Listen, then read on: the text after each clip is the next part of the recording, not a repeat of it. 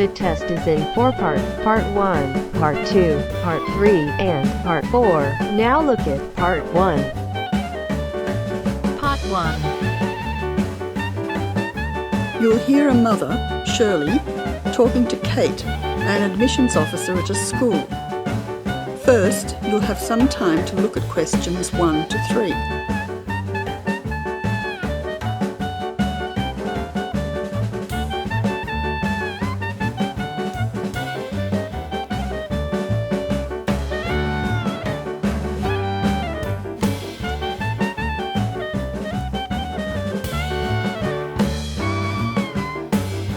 Now listen carefully and answer questions 1 to 3. Good morning, you must be Shirley Peters. My name's Kate. Yes, hello, I'm Shirley Peters. Nice to meet you. You have a 10 o'clock appointment with us. That's right. I'm supposed to go to the admissions office. Is that here? Yes, it is. Please take a seat as I have several forms for you to fill in to enable you to enrol your son at this school. We have a form for your name, address and so on, one for the health of your son, and one for him to choose extra subjects to join in.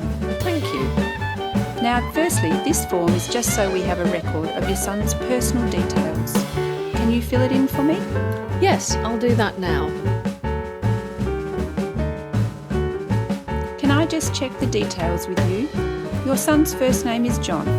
No, that's his middle name after his father, Richard John. My son's name is Colwyn. Can you please spell it C-O-L-W-I-N, not C-O-L-W-Y-N, as some people do? Yes, I'll make a note of that. And how old is Colwyn? I've put down that he's entering year 6, so therefore he's 11 years old, turning 12 this year. So at the moment, he's 11. Yes, correct. You now have some time to look at questions 4 to 10.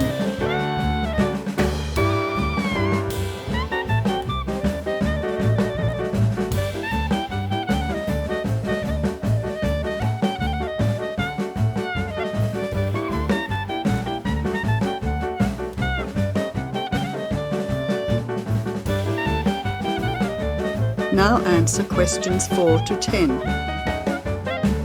Let's move on to your address. Do you live at 7 Watley Crescent, Mount Lawley? Yes, that's right. The street is spelt W-H-A-T-L-E-Y Crescent in Mount Lawley. Yes, I can see you've written that. Which phone number is best to contact you on? Well, I'm out and about doing things during the day, so probably my mobile rather than the home number. So that's 041 3325 888. Yes, 041 3325 888. Secondly, can you complete this form regarding your son's health? Yes, I'll do it for you now. Thank you. Now, can I go through the more important areas of this form with you to make sure our information is accurate? Yes, of course. Is your son taking any medication at the moment that the teachers will need to be aware of? Yes, he has asthma, so he will be carrying his puffer in his school bag. So he has a puffer. Is he allergic to anything? Yes, peanuts. Actually, he should avoid all types of nuts. That's okay, because we have a policy of not having any nuts in our school. Is there anything else that you think we should be aware of? As I've written down, he also wears glasses, which he needs to keep on all the time. I'll highlight that section on the form so his teacher will know about his glasses. Finally, this school has a wide range of interesting subjects that your son can participate in. Could you mark on this form what your son would like to do? Yes, certainly. Here you are.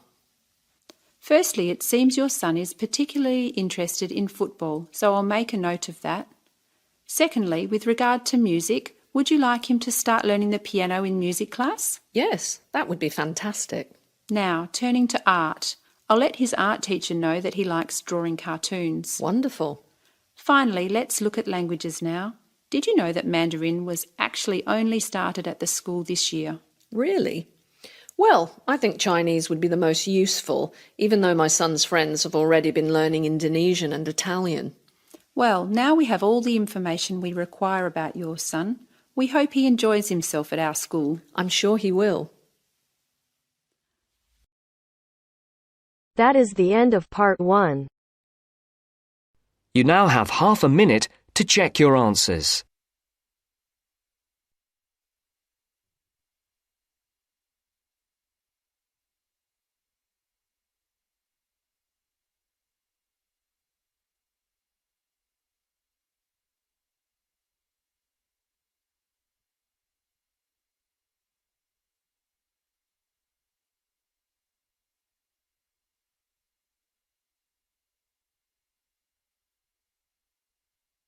Now turns to Part 2. Part 2. You'll hear a TV program on an organisation of environment protection. First, you have some time to look at questions 11 to 15.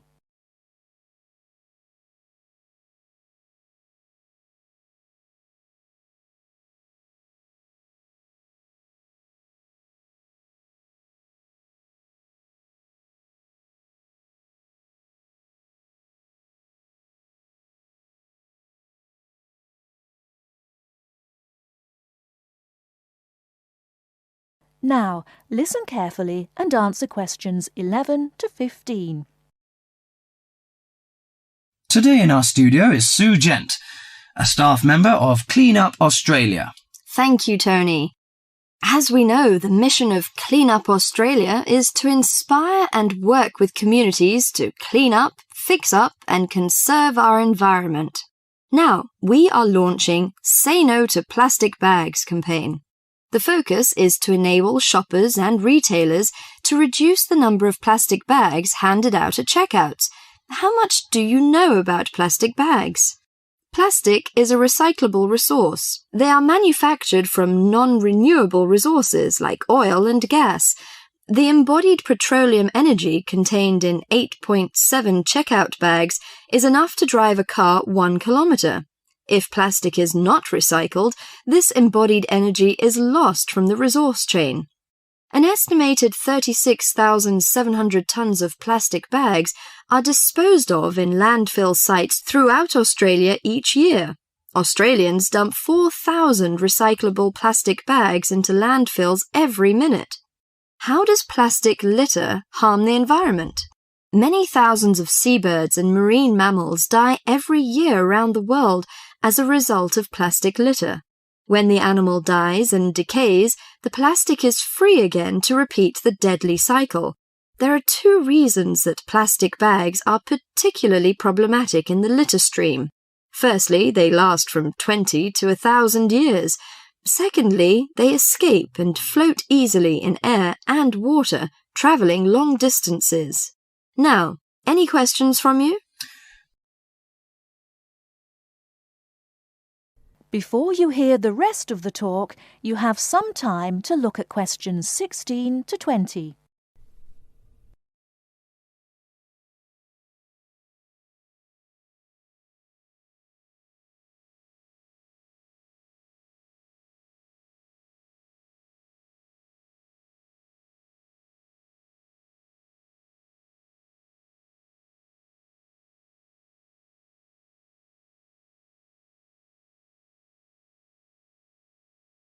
Now listen and answer questions 16 to 20. How can I help reduce the number of plastic bags used? In addition to saying no to plastic bags at supermarkets, you can help reduce plastic bags at convenience stores and takeaway food shops. These retailers account for 47% of single-use plastic shopping bags. You can help in the following ways. For example, you can keep a reusable bag in your car or handbag to use for unexpected purchases. Besides, if you have placed a big order at a takeaway store, ask for the food to be packed in a cardboard box that can later be recycled. Could you tell me where I can recycle my plastic bags? Well, most larger supermarkets and local stockland shopping centres have recycling facilities available. Remember to turn bags inside out and remove any receipts and food scraps before recycling. Contamination can cause problems in production and prevent recycled plastic from being used.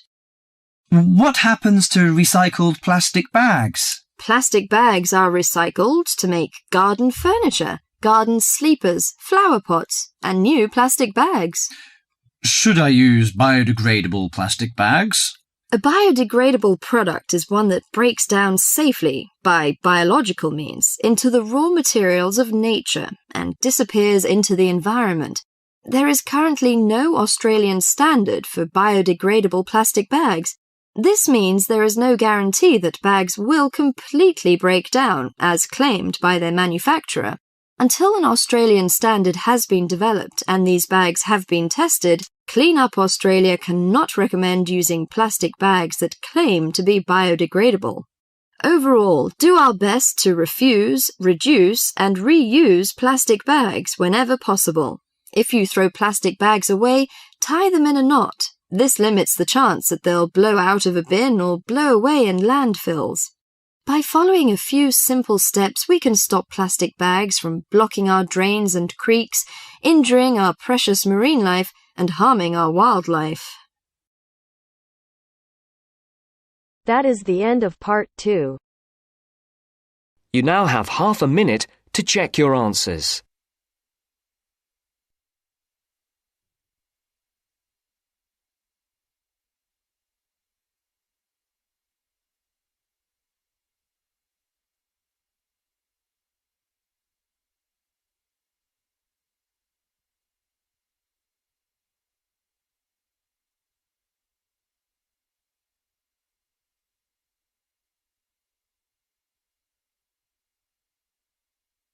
Now turns to part 3. Part 3. You will hear a talk given by Kate Tomerlin on the history of technology. First, look at questions 21 to 23.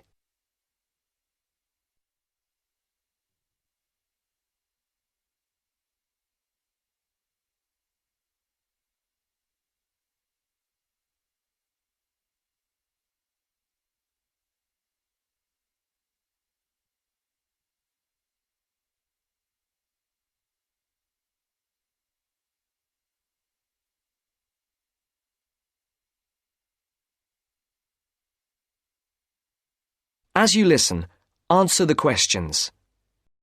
Our talk today in this History of Technology series is about a feat of anti-engineering from the late 19th and early 20th century that is still very much with us today and that is linked with the history of the typewriter. It's the QWERTY keyboard. What, you might ask, is QWERTY? Well, have a look at the nearest typewriter or computer keyboard. If you look at the top row, you will see that Q, W, E, R, T, Y are the first 6 letters. Did you ever think when you were learning to type about why the letters on the keyboard are distributed the way they are? Here's the story. It all has to do with the history of the typewriter. Typewriters existed since the early 1700s, but the first commercially practical system came into being in 1873. The typewriter is one of America's greatest unsung inventions. While the telephone, automobile, and airplane sped up communications and transportation, the typewriter did the same thing for the written word. But few people paid much attention, possibly because they were too busy reading what the typewriter had written about all the other inventions.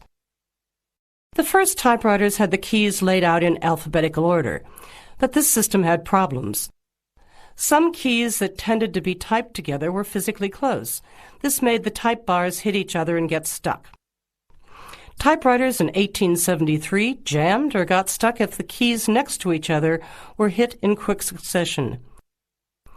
To solve this problem, in 1878, the QWERTY keyboard was developed, spacing frequent letters away from each other and therefore reducing the number of jams. It was not specifically designed to slow down typists, as is generally believed, but the keyboard did create a built-in inefficiency for typists. The most common keys are scattered all over the keyboard rows, many on the left side. Right-handed people have to use their left hand, which is the weaker hand. Typewriter technology improved, doing away with the original rationale for the QWERTY distribution, but the keyboard remained. In spite of its inefficiency, it is the keyboard we all use today. Before the conversation continues, look at questions 24 to 30.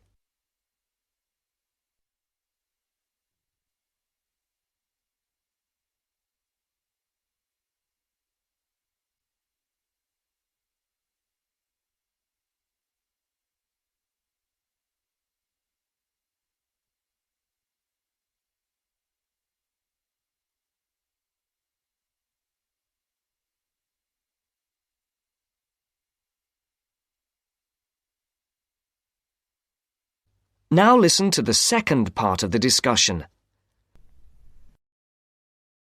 Already back in 1932, there was a solution to the problem. Efficiency expert August Dvorak came up with a new keyboard layout. His home row consisted of A, O, E, U, I, D, H, T, N, S, which includes all of the vowels as well as the most commonly used letters. On this keyboard, over 3,000 words can be typed using only the home row. In fact, 70% of all the work can be done on the home row, 22% on the row above, and 8% on the row below. The QWERTY keyboard allows only about 50 words to be typed without reaching for other rows. In addition, on Dvorak's keyboard, the right hand handles 56% of the workload and the left handles 44%, just about the opposite of the division of the QWERTY keyboard. This is an advantage for most right-handers. The Dvorak keyboard increased accuracy in typing by almost 50% and speed by 15 to 20%. How much labor did this Dvorak layout save? In one study, a group of typists was evaluated in the use of both keyboards. Those using the Dvorak keyboard moved their fingers just about 1 mile on an average day, while those who used the QWERTY keyboard moved their fingers an average of 12 to 20 miles. The superiority of the Dvorak keyboard was clearly established. However, it has never been adopted as the keyboard of choice. Why? First of all, bad luck and bad timing on the part of the Dvorak team. First, there was the Depression. Not a good time for introducing change. But the main factor that worked against the Dvorak system was habit. People were used to the QWERTY keyboard. Computers today could easily switch the arrangement of letters to the Dvorak layout, but it seemed that because of habit, the QWERTY layout remains dominant. People felt comfortable with the keyboard they learned on, so it was the established patterns of hundreds of millions of typists, manufacturers, typing teachers, and typewriter salespeople that have crushed all moves toward keyboard efficiency for over 70 years. It looks like QWERTY keyboard may be with us for a long time yet. That is the end of part 3. You now have half a minute to check your answers.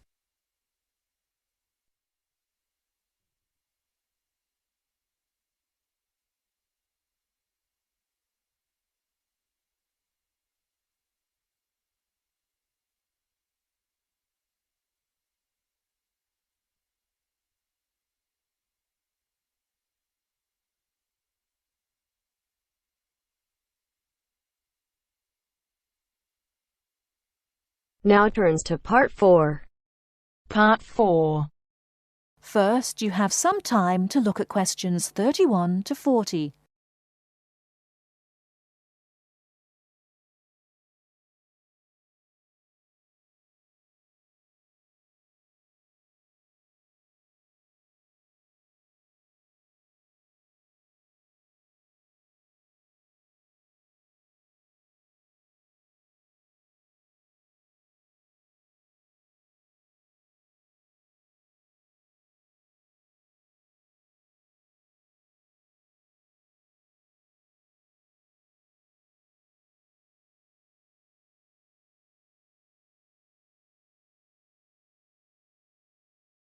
Now listen carefully and answer questions 31 to 40. The word thesaurus comes from Greek and means treasure house. So, to tell us more about Roget's thesaurus is linguist Dr. Cindy Channer. Now then, Cindy, we know Roget classified the English language. Well, the 150th edition has just come out. It sold 32 million copies. Yes, that's right, 32 million. What is it? Roget's thesaurus. Now, Roget's thesaurus is a type of dictionary in which words with similar meanings are grouped together. The word thesaurus comes from Greek and means treasure house. So, to tell us more about Roget's thesaurus is linguist Dr. Cindy Channer. Now then, Cindy, we know Roget classified the English language, but what do we know about the man himself? Well, Mr. Roget, or to give him his full name, Peter Mark Roget, was a very interesting man indeed. He grew up in London, he was French, and he spent his early life in a French community there. He later travelled all the way from London to Edinburgh to study medicine at the university there, and graduated when he was 19 years old, and he later went on to become a founder of Manchester Medical School. So his life focused around his career as a doctor? Well, actually, no. Roget had a very wide range of interests indeed.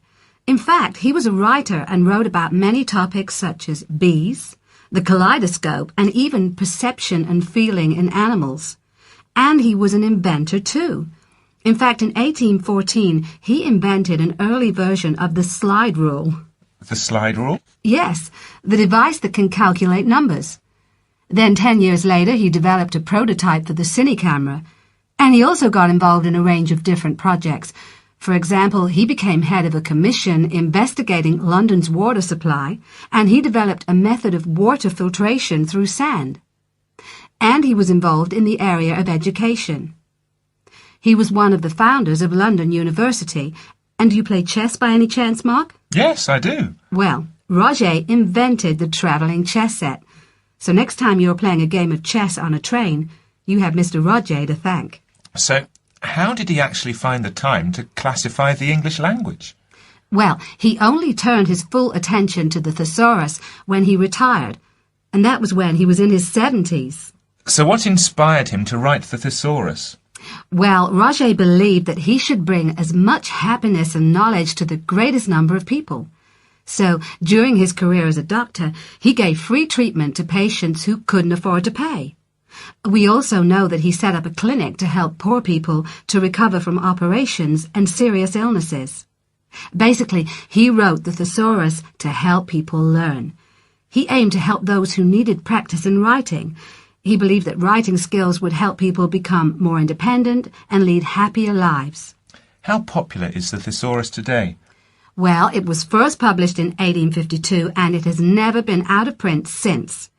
In fact, the book has become more popular with each edition that comes out.